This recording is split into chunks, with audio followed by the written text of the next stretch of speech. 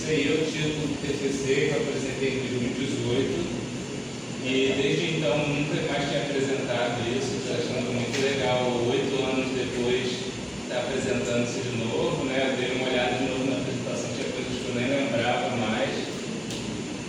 E acho que o objetivo, né, de ter feito o TCC dessa forma foi justamente que ficasse um legado, um registro para que a UFRJ pudesse seguir essa caminhada, não só muda, né? Porque tem propostas aqui para o Centro de Tecnologia, para a Prefeitura Universitária, para pró-reitorias. Então,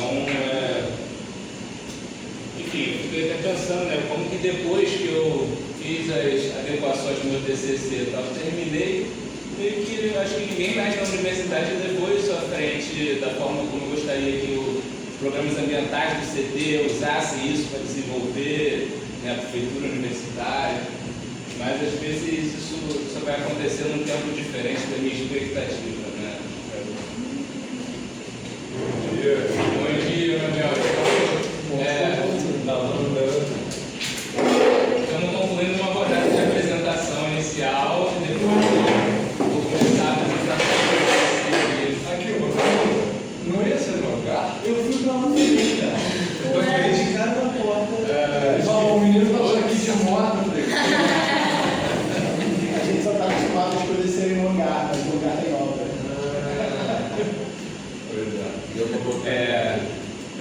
Talvez na primeira mensagem eu tenha falado que ia ser no hangar, né? Porque depois é que confirmou que a sala disponível ia ser aqui no RU. O informe foi dado acho que pelo e-mail, né? E a gente não estava usando e-mail, né? A gente mandou tudo por e-mail e tinha alguma forma a gente agora ter mensagem pelo WhatsApp. Quer se apresentar pra gente? Pode Você ser. usa 2 meses só. Meu nome é Manuel, muda entre 2015, por aí, assim, a 2019. Bom, 2020 praticamente, mas 2020 quase não teve atividade por causa da pandemia, não podia começar alguma coisa da pandemia, e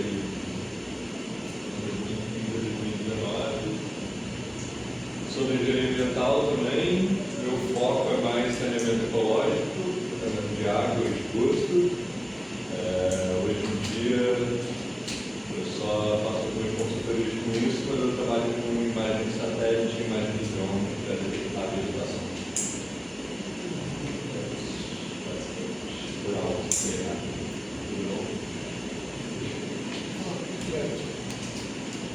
Bem, minha orientadora foi a Heloísa, né, que foi a primeira mãe do Muda.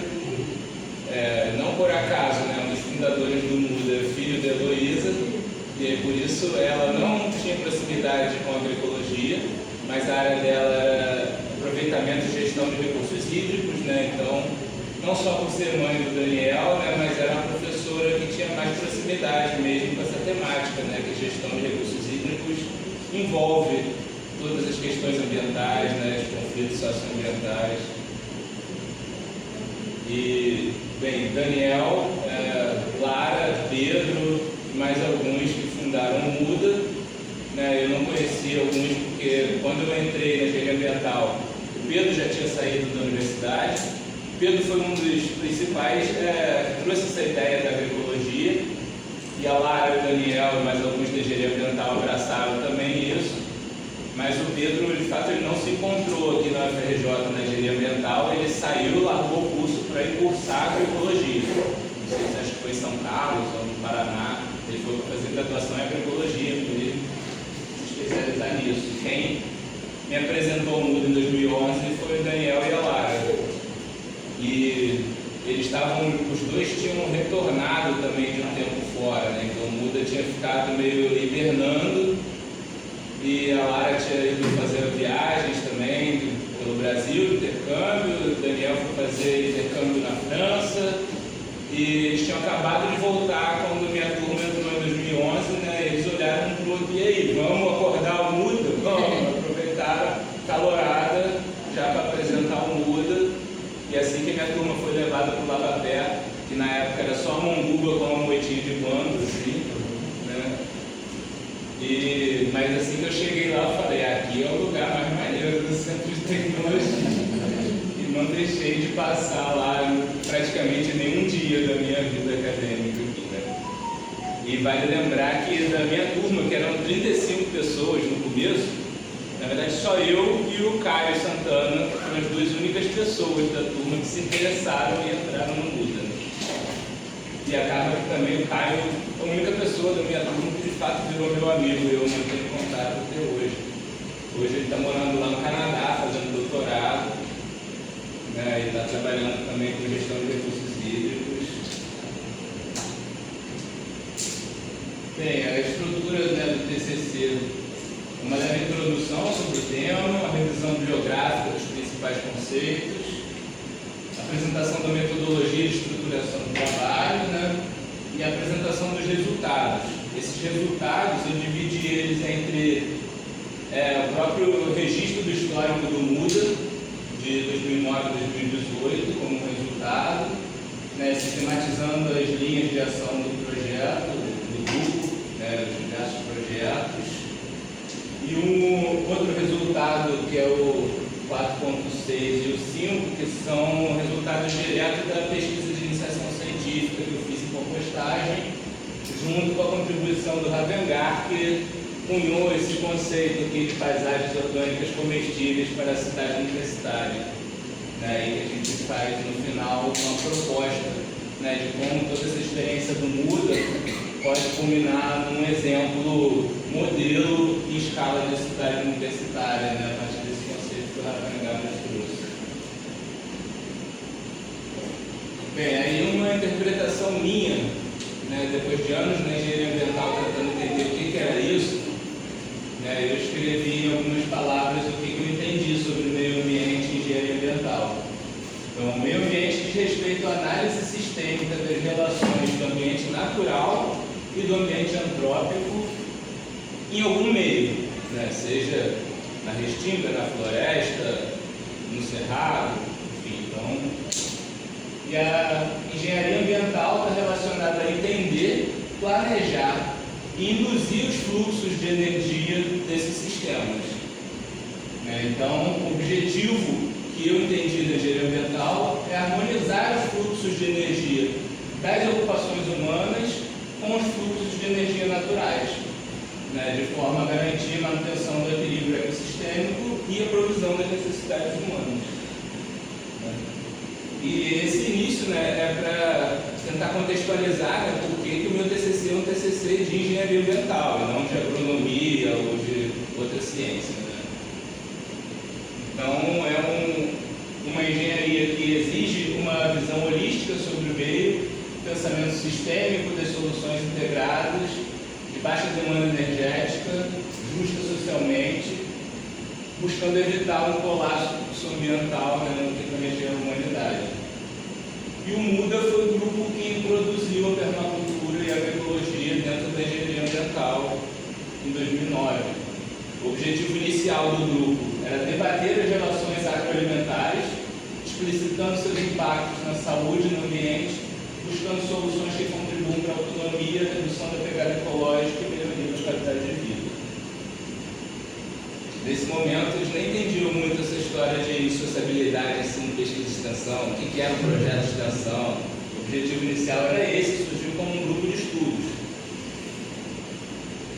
E aqui uma forma poética, né, de dizer o que o Muda é.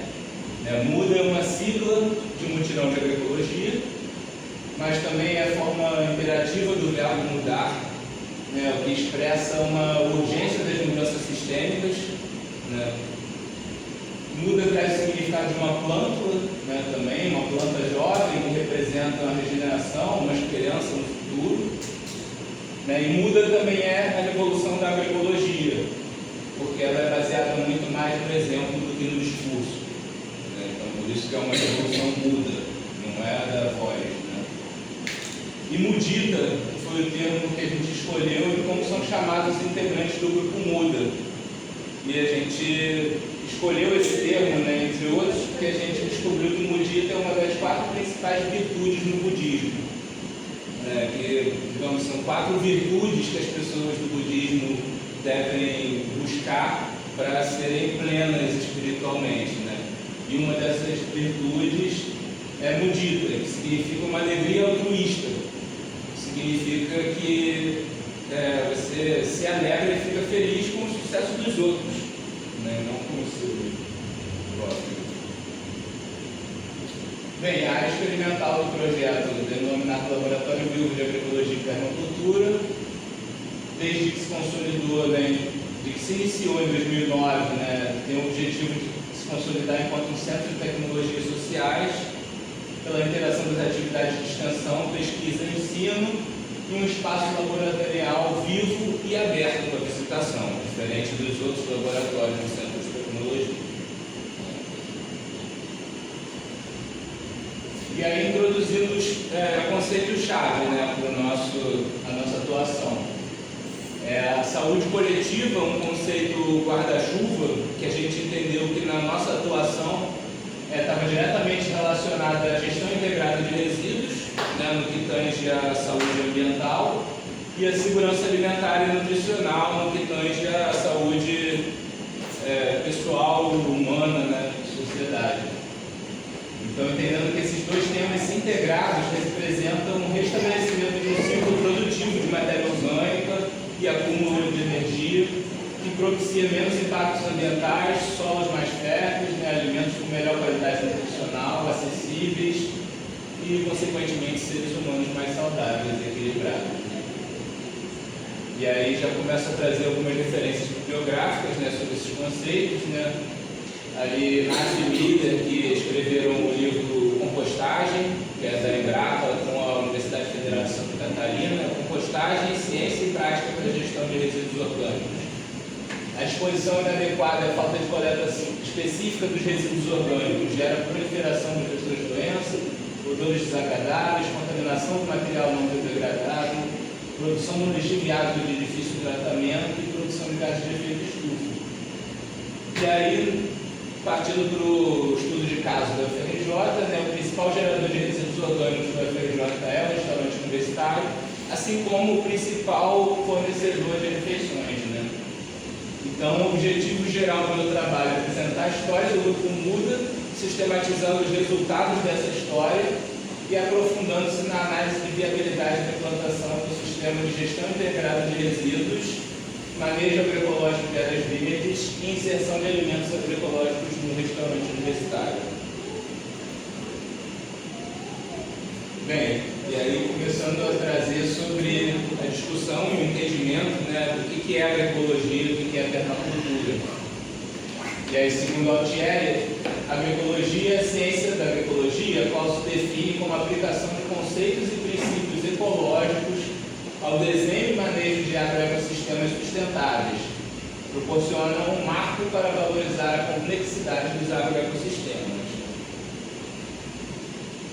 E por esses aspectos é uma antítese do ideário cultivado pela Revolução Verde. O modelo de produção agrícola preconizou a modernização com base em monocultivos, utilizadores de tecnologia intensiva em capital e insumos químicos, que trouxe muitas consequências negativas, que está disseminando vários problemas ambientais, como erosão do solo, desertificação, poluição por agrotóxicos, perda de biodiversidade. E além dos impactos ambientais, né, trouxe também uma grande perda dos saberes tradicionais associados aos agricultores e à agrobiodiversidade, favoreceu os agricultores mais ricos e deixou muitos agricultores pobres mais endividados ou até obrigados a largar a atividade agrícola.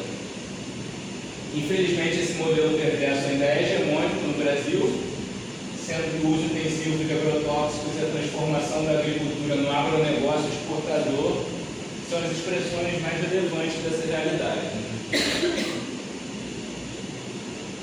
Bem, então a agroecologia é essa grande rede de cuidado que vai desde a forma como se produz os alimentos, passando por questões de empoderamento individual, coletivo, indo até a mesa do consumidor, ou seja, envolvendo toda a sociedade, seja do campo, da cidade, das florestas, e que traz benefícios inquestionáveis para a saúde coletiva e bem-estar individual e coletivo.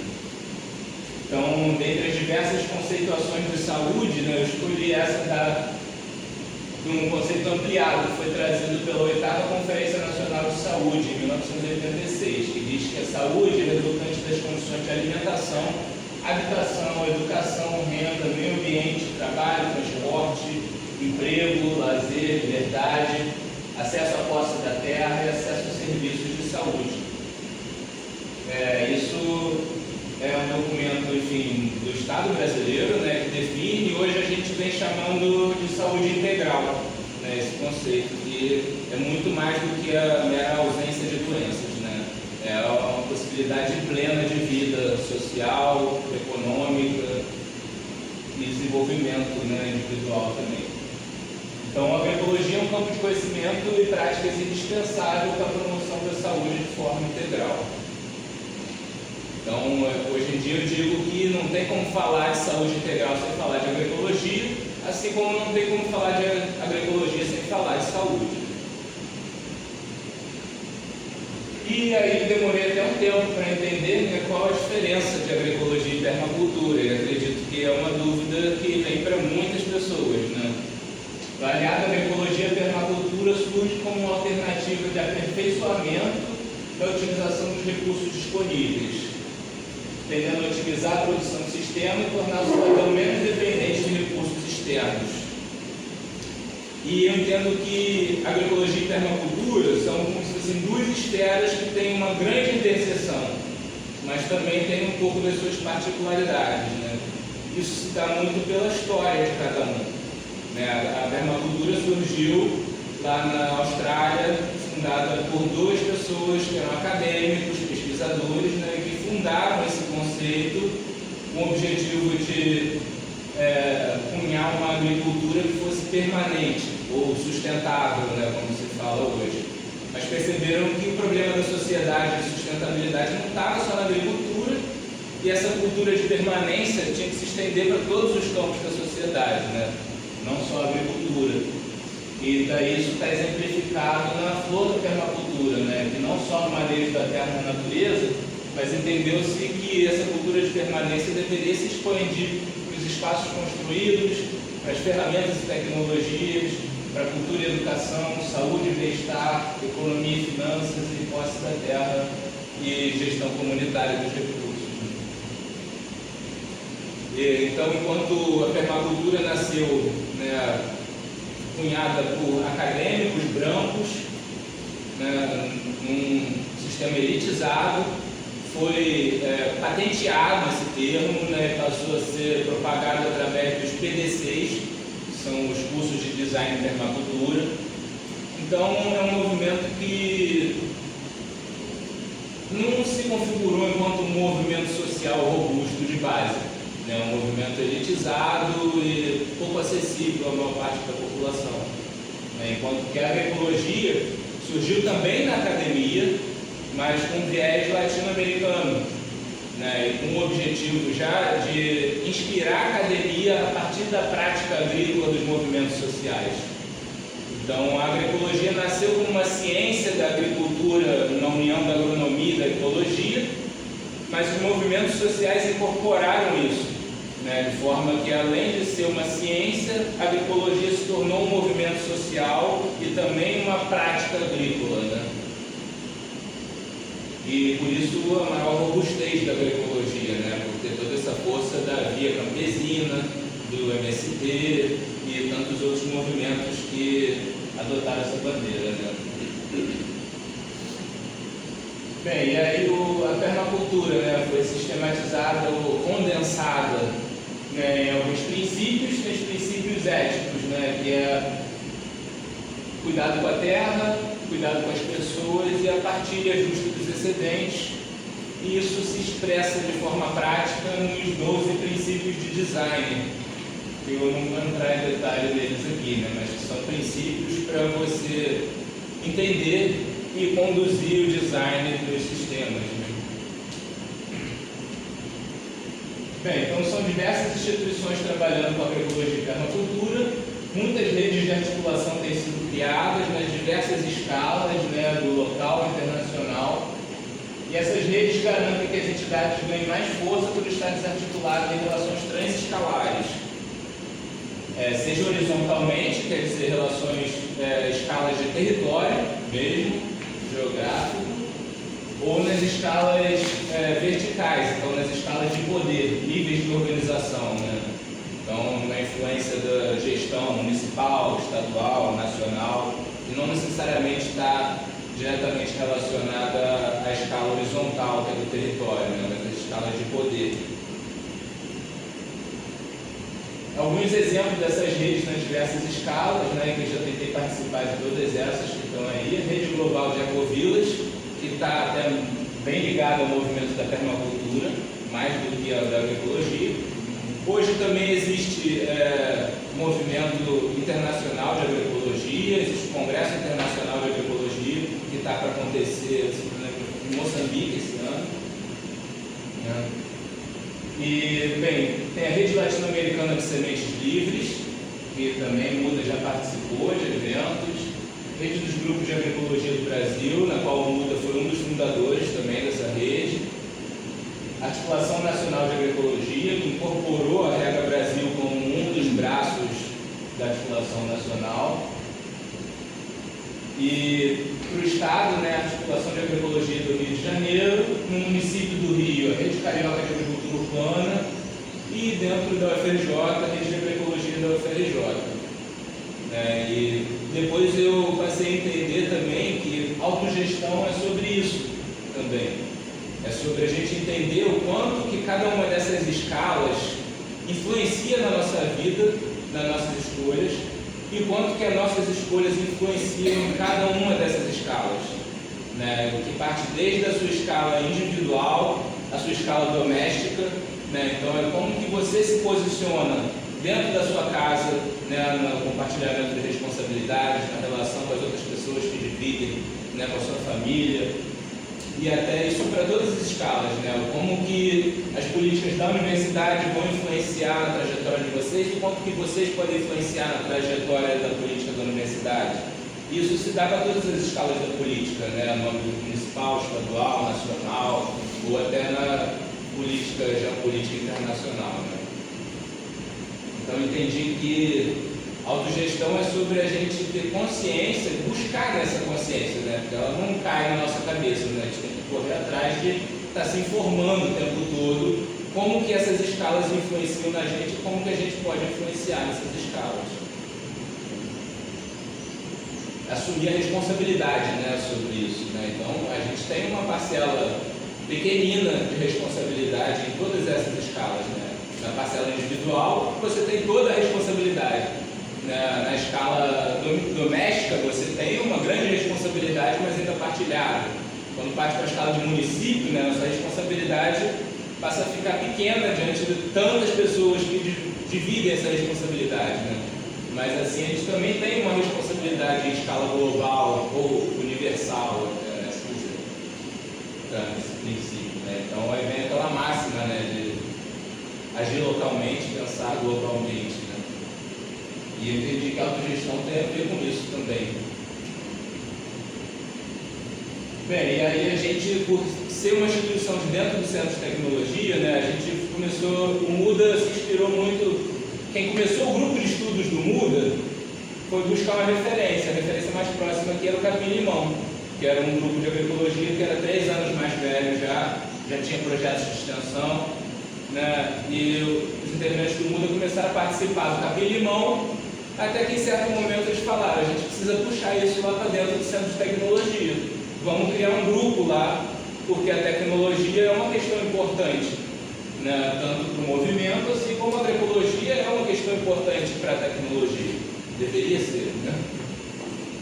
Então, a gente incorporou esse conceito de tecnologia social, né? Posteriormente, conhecemos também o Soltec, que também estava trabalhando nessa perspectiva dentro do Centro de Tecnologia, né? E junto com o Soltec, mais uma meia dúzia de grupos que faziam extensão, cada um da sua forma isolada, se criou o NIBS, né? Então, essa produção enxuta, científica, especializada, pode falhar e tornar esse conhecimento democrático para a sociedade, né? De forma que muitas vezes isso nunca chega à escala de sociedade, esse conhecimento que fica elitizado dentro da universidade. Então, na vanguarda disso estão as instituições de ensino, pesquisadores e graduandos que geram diálogo com a sociedade, possibilitando a articulação assimétrica de saberes entre as duas partes, que é denominada ecologia de saberes, né, que representa a abertura da universidade de fora para dentro. Então, é diferente do conceito clássico, né, tradicional, da universidade está fazendo a extensão para transformar a sociedade. Isso representa a sociedade transformando a universidade também. Na verdade, como uma via de mão dupla, né? E a dialética entre esse conhecimento científico e a sociedade tem valor inestimável para os dois lados, né? Para a universidade, uma vez que a produção de conhecimento se torna de caráter inovador, prático, né? Algo que implica a revolução epistemológica no seio da universidade, segundo Milton Santos. E nesse momento, na verdade, eram os poucos grupos que faziam atividade de extensão, de fato, né, que estavam nessa vanguarda. Então, além da ecologia dos saberes, a utilização de metodologias participativas também visa a construção coletiva do conhecimento, tendo todos os participantes igual importância, né? Essas metodologias também são inspiradas em conceitos e diretrizes da educação popular, né, através de referências dos livros de Paulo Freire. Não me lembro agora quais são exatamente esses livros, mas está lá nas referências bibliográficas, né, e na educação do trabalho, de Mosaic Strack, e na pedagogia de projetos, de Lúcia Alegre, que foi referências nossas, né, para estar trabalhando em metodologias participativas. E aí uma definição, né, da Fundação Banco do Brasil, que todos já devem conhecer, o que é tecnologia social, que é compreende produto, processo, técnica ou metodologia replicável, elaborada de interação com a comunidade e que representa efetivas soluções de transformação social, né? Então, voltando no conceito, né, a origem da palavra, a tecnologia é entendida como manifestação do conhecimento, que pode ser processo, método, técnica, produto, desenvolvido pelo meio acadêmico, pelo Estado, ou mesmo proveniente do saber popular, né? E social se refere ao fato dessas tecnologias serem focadas em resolver problemas sociais, que envolvem a coletividade, né? Não um problema específico de uma empresa ou de um ramo do mercado, né? Mas pensando na coletividade, a sociedade como um todo. Então, geralmente, é muito relacionado a questões práticas como demanda por água, alimentação, educação, saúde, energia, renda, e muito relacionado aos direitos humanos também, né? Então, complementarmente social também, porque essas tecnologias precisam garantir que sejam apropriadas para a comunidade, gerando mudanças de comportamento, atitudes práticas e autonomia. Então, na nossa perspectiva do MUDA, aborda manejo de resíduos, produção de alimentos, abastecimento de água, geração de energia, entre outros, e visam, né, ter um impacto crescente na melhoria da qualidade de vida dos indivíduos e grupos populacionais, de forma que a comunidade de baixa renda pode se tornar um exemplo de desenvolvimento, né? Então, aqui, dinheiro não é o único vetor que traz desenvolvimento. Bem, e aí partindo dos sistemas agroflorestais, né, esse conceito que foi talvez a primeira linha de pesquisa do MUDA, né, é uma prática de produção de alimento, uma prática de agricultura e de produção de tantos outros bens, né, não só alimentos, mas que representa características que remetem a identificar esses sistemas como análogos aos ecossistemas locais. No nosso caso, as florestas tropicais, né, e nos quais a sucessão ou os princípios da sucessão ecológica estão presentes. Isso segundo a Penereiro, que foi uma das principais pessoas que sistematizou e publicou os ensinamentos do Ernest, né? Então, Penereiro era uma agrônoma da Rural, e que foi uma das fundadoras e membro até hoje do Mutirão Agroflorestal, né, que foi um dos grupos pioneiros em trabalhar com a agrofloresta, a partir dos ensinamentos do Ernest, né, mas com uma concepção de projeto de extensão e de movimento social mais robusto, né? Os SAFs são vistos como uma forma que os agricultores encontraram com a produção agrícola e conservação florestal, gerando alimento e renda com um mínimo de impacto negativo na natureza, em equilíbrio com a dinâmica tropical. Então, muitos agricultores tradicionais encontraram, né, essa forma de fazer agricultura pela necessidade, mas a gente entende também que povos indígenas ancestrais também encontraram esse caminho pelas suas necessidades, né, há muito tempo atrás. E além disso, pode ser uma importante ferramenta para a restauração dos ecossistemas degradados, dentro da nossa perspectiva hoje de restauração e mitigação dos impactos ambientais. E aí a definição mais simples que eu já vi de agrofloresta vem da Coopera Floresta, e que eles dizem simplesmente assim: agrofloresta é união de gente e natureza. Bem, aí uma referência internacional, né, de pesquisa em agrofloresta diz que sistemas de uso da terra e o elemento arbóreo é combinado com herbáceas ou animais organizados no espaço e no tempo. Uma outra definição. Já o Ministério do Meio Ambiente define sistemas agroflorestais como sistema de uso de ocupação do solo em que plantas lenhosas perenes são manejadas em associação com plantas herbáceas, arbustivas, arbóreas, culturas agrícolas ou forrageiras em uma mesma unidade de manejo. Forrageiras entende-se como alimentação animal, plantas para alimentação animal. E a interação, né, então, normalmente, conta com alta diversidade de espécies e interação entre esses componentes. Mas, apesar de todas essas definições, a agrofloresta ainda é um conceito em disputa, né, e há quem diga que a presença de árvores representa um sistema agroflorestal, né? Diz que desde que não seja monocultura. Então, descarta-se que uma plantação de eucalipto em monocultura seja um sistema agroflorestal, mas se você tiver eucalipto consociado com boi, já tem gente que defende que pode ser um sistema agroflorestal.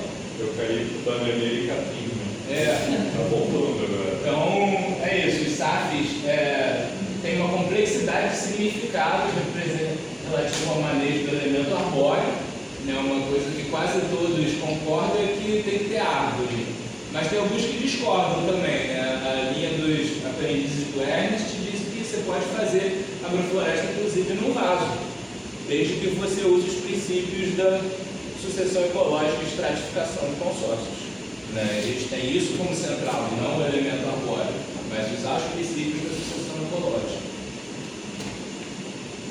E assim como nos outros sistemas agrícolas, você pode ter agroflorestas com diferentes gradientes de sustentabilidade, né? Então, desde as agroflorestas manejadas a partir de diferentes paradigmas, né? Então, SAFs agronômicos, que são aqueles que visam exclusivamente a produção agrícola, né? Não necessariamente vão ter um grau de sustentabilidade alto, mas também tem vantagens agronômicas, né, nesse consórcio, né? E os SAFs florestais, ou os agroecológicos, que são aqueles que de fato são mais análogos aos ecossistemas locais. Buscam, né, se inspirar nos ecossistemas locais para desenvolver sistemas agrícolas mais parecidos possíveis, né? E aí vem a figura do Ernest Gates, né, que desenvolveu a agrofloresta sucessional no Brasil desde 84, e ele defende que a agricultura como um todo é uma tentativa de harmonizar as atividades humanas com processos da natureza, né, no qual as atividades realizadas devem ter o objetivo de aumentar a vida, a fertilidade do solo e favorecer os sistemas sucessionais, né? Então isso é uma agricultura sustentável, né? Então, para ele, os sistemas agroflorestais conduzidos sob uma lógica agroecológica transcendem qualquer modelo pronto. Então sugerem que a sustentabilidade e a regeneração a partir de conceitos básicos fundamentais, aproveitando os conhecimentos locais, desenhando sistemas adaptados ao potencial natural do lugar, é o que vai trazer sustentabilidade. Então, não existe receita para fazer agrofloresta, deve ser adaptada aos conhecimentos locais e às condições naturais do ambiente. Então, aí, de novo, para a organização Mutirão Agroflorestal, né, da qual a Peneiro faz parte, se nutre dos ensinamentos do Goethe, e os SAFs são entendidos como a reintegração do ser humano com a natureza, que resulta em um sistema de produção biodiverso, estratificado, produtivo, análogo aos ecossistemas naturais e manejado segundo os princípios da sucessão ecológica. Em outras palavras, a sustentabilidade só será alcançada quando tivermos agroecossistemas parecidos tanto na forma, na estrutura e na dinâmica ecossistêmica do ambiente natural. e original do lugar da intervenção. Então, quando se fizer agricultura sem o uso de máquinas pesadas, sem adubos trazidos de fora do sistema, sem agrotóxicos. Sem uso de máquina? Pesadas. Pesadas. O Ernest mesmo fala que a ferramenta que ele mais usa hoje em dia é a motosserra. É o que ele mais usa, ele usa mais do que o facão. Um tratorzinho da agricultura familiar ali, tá? Usam inclusive carne de golfe, né? Na agrofloresta. É.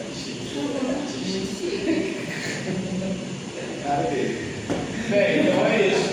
Hoje eu acho que até o sistema agroflorestal já é um conceito muito mais robusto do que era 10 anos atrás, né? Mas nessa época ainda era bem incipiente e a sua importância já estava começando a ser reconhecida por organismos internacionais, né? Como o Programa das Nações Unidas para o Desenvolvimento e o Programa das Nações Unidas para a Agricultura, além das diversas organizações ao redor do mundo. Só vai aumentar um pouco a temperatura aqui. Isso. Tem uma galera congelando aqui. E, aliás, isso também, na verdade, agora trazendo não é mais sobre o sistema agroflorestal, é sobre o conceito da agricultura urbana, né, em si. E é uma especificidade do nosso trabalho do sistema agroflorestal aqui, né? Que ainda, na verdade, eu acho que era mais incipiente do que a agrofloresta, a questão da agricultura urbana, mas já começava a aparecer nos programas internacionais, né? E que, para além do tipo de agricultura, a própria distinção da agricultura e meio rural vem do fato de estar integrada à dinâmica urbana, né? Não só meramente uma técnica diferente, né? Mas um exemplo é que pode ser possibilidade de sistemas urbanos de produção agrícola que tem uma nova destinação para resíduos orgânicos, né, e tanto de origem doméstica quanto comercial, e também, de acordo com aquilo e assim, as experiências urbanas com a agricultura se distinguem principalmente pela inclusão das populações socialmente marginalizadas para a produção voltada ao alto consumo, possibilitando um aumento de disponibilidade de alimentos, diversificação da dieta, saúde e autonomia para essas populações marginalizadas, né? Além do benefício direto para as pessoas, né, agricultura e família, o uso produtivo dos espaços urbanos proporciona a limpeza dessas áreas, melhoria dos ambientes, né, microclimas mais agradáveis e impacto positivo na sanitização pública.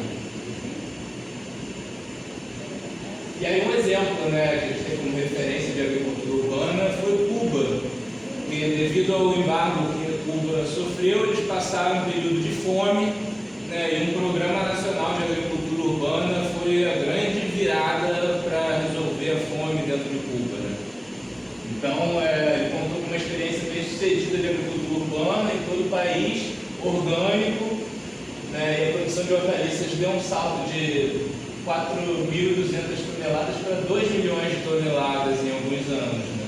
De forma que a agricultura urbana em Cuba passou a sustentar a produção nacional de hortaliças para todo o país, né?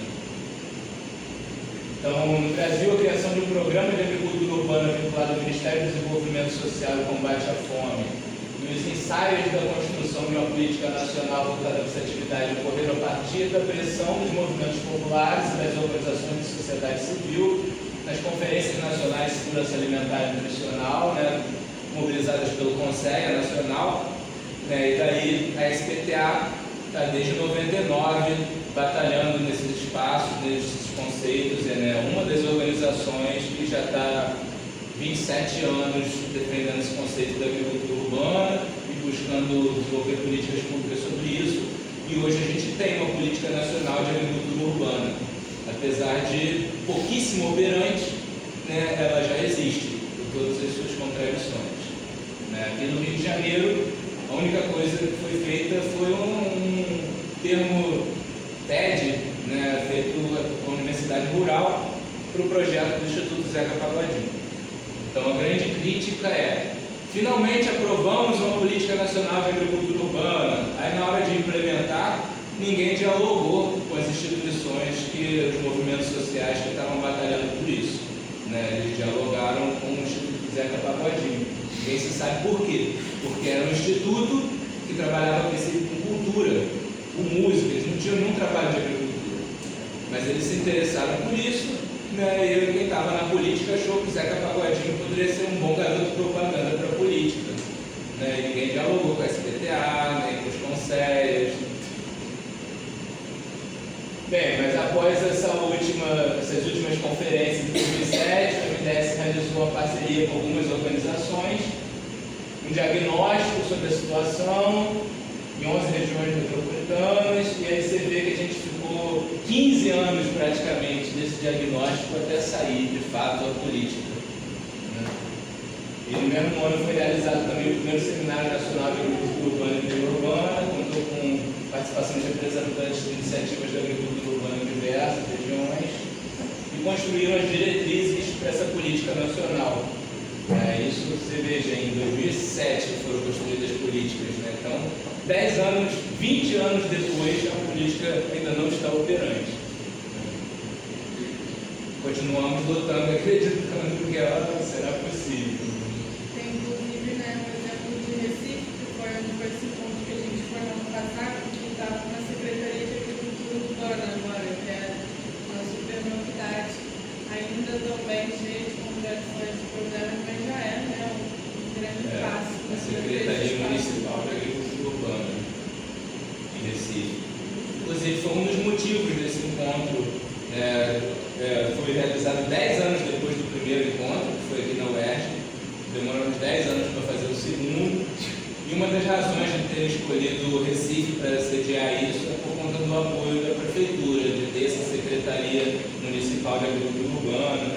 Apesar de que, em vários momentos, a Prefeitura tentou cooptar o encontro para eles, né? Mostrar que a Prefeitura estava realizando esse grande encontro, mas hoje a gente tem um Coletivo Nacional de Agricultura Urbana que bateu o pé firme e falou: não, o realizador do encontro é o CNAU, o Coletivo Nacional de Agricultura Urbana, vocês são um parceiro. E foi decisivo para a forma do encontro ser realizado isso, né? O CNAU não deixar a Prefeitura se empoderar demais do encontro. Né? Mas então, em 2008 teve os primeiros editais, né, de Centros de Apoio à Agricultura Urbana e Periurbana. Não sei de nenhuma notícia de desdobramentos desses editais, não sei o que aconteceu, até acabei de pesquisar sobre. Mas foi o primeiro diálogo entre o governo e a sociedade civil, mas parece que daí em diante ficou meio comprometido. Parece que não andou muito mais esse edital, não deve ter, né, contemplado os movimentos sociais, os conselhos.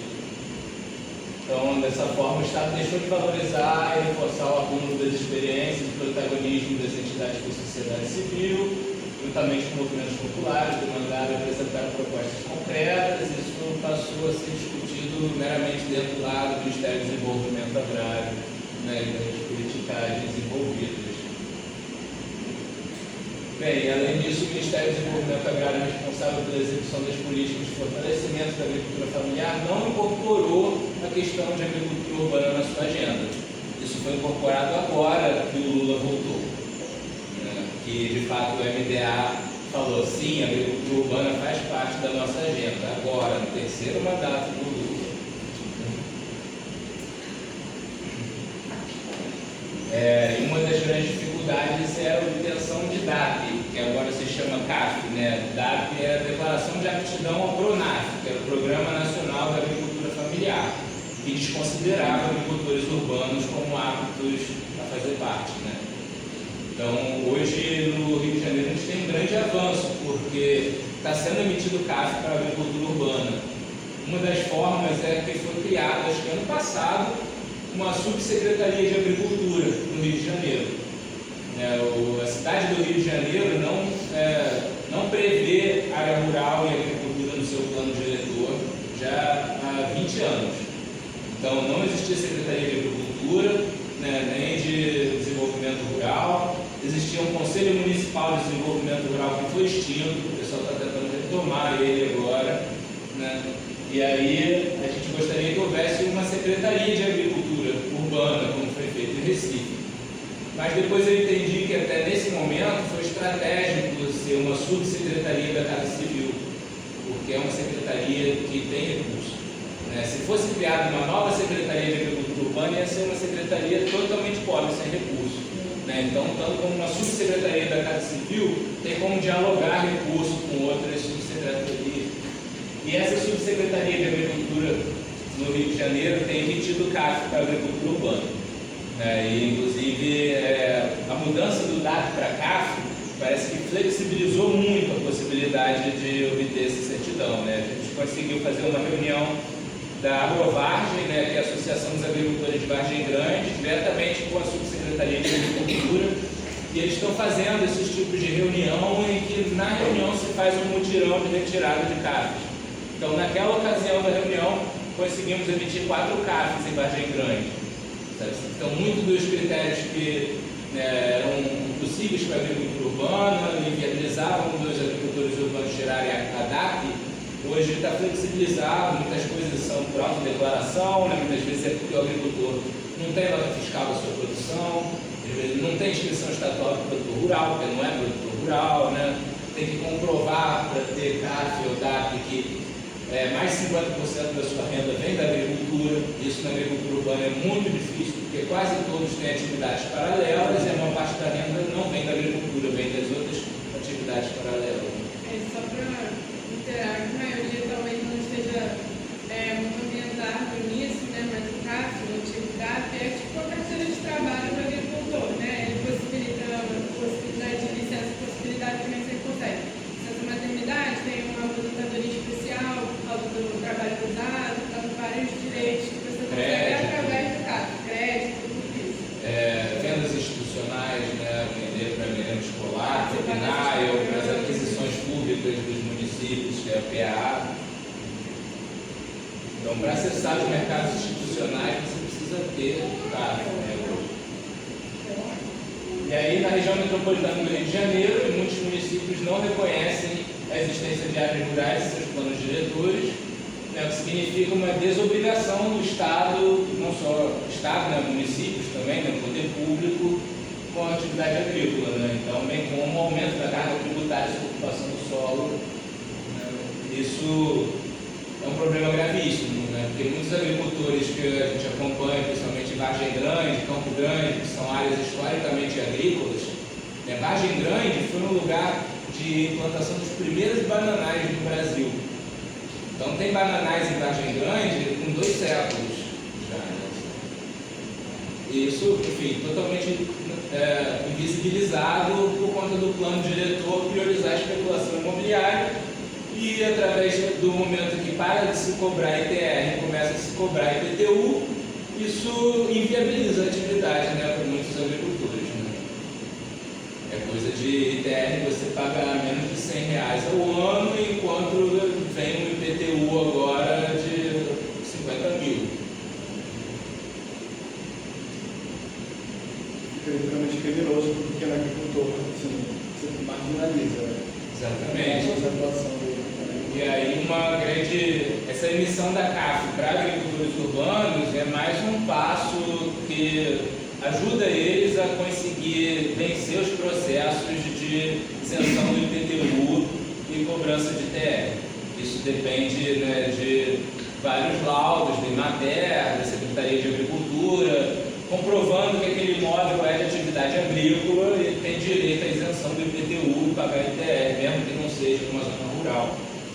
Mas, enfim, isso não é de interesse da prefeitura, Então, esses processos acabam sendo desviados, engavetados, sumidos, Tem um agricultor que a gente conhece, o Eduardo, lá de Vargem Grande, ele está com esse processo de isenção de IPTU, porque o lote da família dele, de repente, começou a cobrar IPTU, eles têm uma dívida de mais de 50 mil de IPTU, e ele está com esse processo já há anos de pedir isenção. Simplesmente o processo dele sumiu, ninguém sabe o que aconteceu, ele teve que entrar de novo com o processo do zero. Bem, aí saindo da agricultura urbana, entrando na compostagem, a gestão de resíduos sólidos urbanos consiste em um dos mais relevantes problemas da atualidade, em questões ambientais, e as soluções existentes, como a Central de Tratamento de Resíduos de Seropédica, que nessa época, 2013, era a novidade, fechou, o aterro de Gramacho, e aí vão fazer uma super central de tratamento de resíduos, tudo dentro das leis da Política Nacional de Resíduos Sólidos, mas continua sendo uma merda também. Não são satisfatórias, porque geram impactos locais no entorno, seja por não erradicar a má disposição de resíduos em todas as zonas, atendidas inclusive pelas áreas não atendidas pelo Serviço Municipal. E, de fato, quando a gente analisa o resíduo, apenas 10% dos resíduos sólidos são rejeitos. Deveriam ser tratados como rejeitos, Isso quer dizer, rejeitos são os resíduos sólidos que, depois de esgotadas todas as possibilidades de tratamento e recuperação por processos tecnológicos disponíveis, economicamente viáveis, não apresentam outra possibilidade que não a disposição final ambientalmente adequada. Então, a maior parte dos resíduos, 90%, não deveriam estar indo para o aterro. Esse aterro deveria existir sim, mas apenas 10% do resíduo deveria estar indo para ele.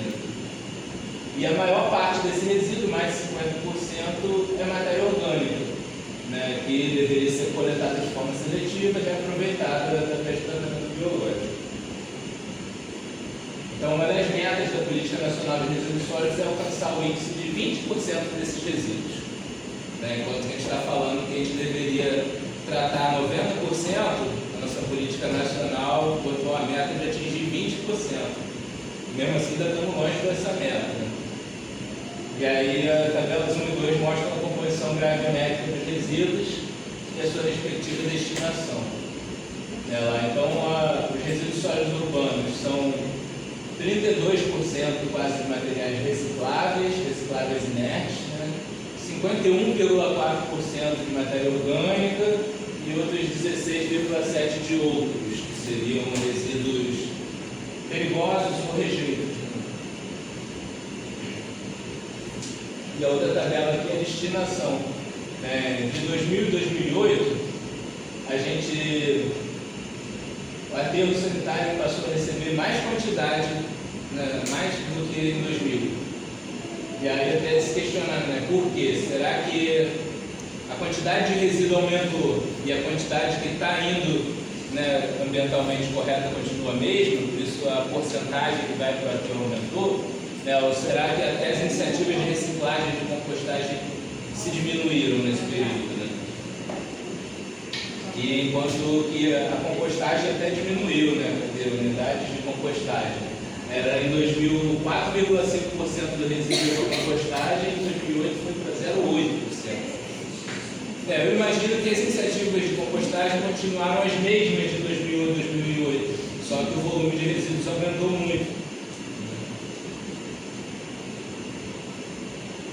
Bem, então a gente pode observar que a grande maioria dos resíduos são encaminhados para aterros sanitários ou controlados, que em teoria só deveriam receber rejeitos.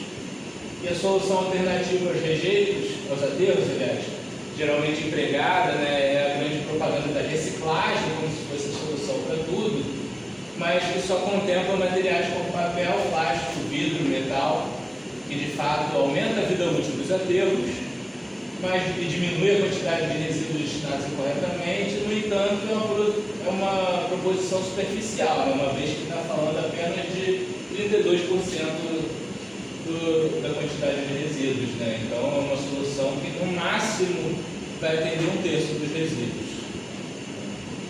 Então é uma solução robusta para os problemas levantados, tem que ser focado também na destinação adequada dos resíduos orgânicos.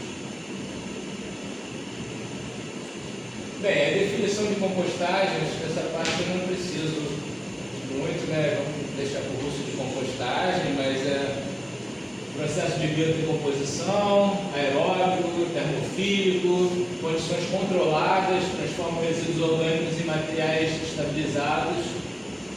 Também é um processo gerenciado e otimizado para conseguir lidar com esses resíduos. Então, compostagem não é simplesmente você jogar o lixo orgânico no solo para ele virar adubo, deve ser um processo manejado, controlado, monitorado.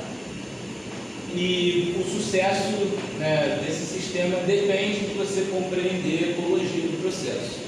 Não é um processo simplesmente termoquímico, industrial, é um processo biológico de ecologia complexa, né? Então, o sucesso de um processo de compostagem depende de você entender essa ecologia do processo. E aí os resíduos sólidos alimentares e de manutenção pública, que são as duas maiores frações de resíduos orgânicos, são complementares sob a ótica da compostagem, né? Uma vez que eles se complementam em teores de umidade e nutrientes, principalmente em relação ao carbono e nitrogênio, para favorecer a ecologia do processo. Bem, a metodologia geral de trabalho do MUDA a gente definiu como pesquisação. Aí depois eu fui ler a avaliação do Felipe Ador do meu TCC, uma das críticas ele colocou, não é pesquisação. Ainda não debati isso com ele, mas eu fui ver isso depois e não alterei isso no meu TCC. A gente entende que o trabalho do MUDA é sim pesquisação, entendia naquela época, né? Onde o pesquisador também é sujeito de objeto da pesquisa, né? A gente não distancia pesquisador e objeto. O pesquisador também é objeto da pesquisa, através da participação na construção coletiva, que a pesquisa é desenvolvida e as respostas vêm dos resultados coletivos.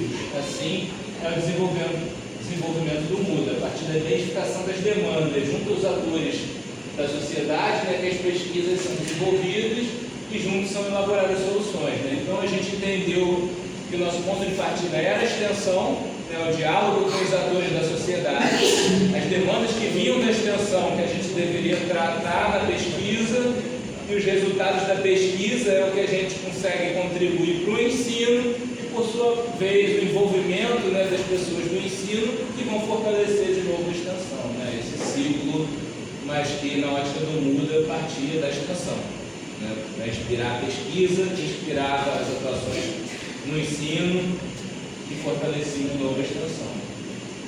E aí a definição, né, de Roland, pesquisação é um tipo de pesquisa social que é concebida e realizada com estreita associação com uma ação ou com uma resolução de um problema coletivo no qual os pesquisadores, os participantes representativos da situação da realidade, estão envolvidos de modo cooperativo e participativo. Então, por essa definição, continuo achando que a metodologia de pesquisa do MUDA é pesquisação.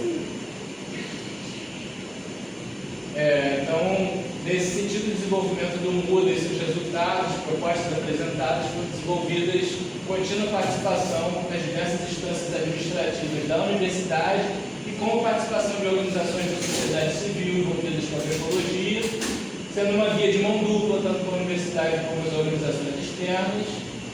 Ação desenvolvida coletivamente é a transição agroecológica nas suas diversas dimensões.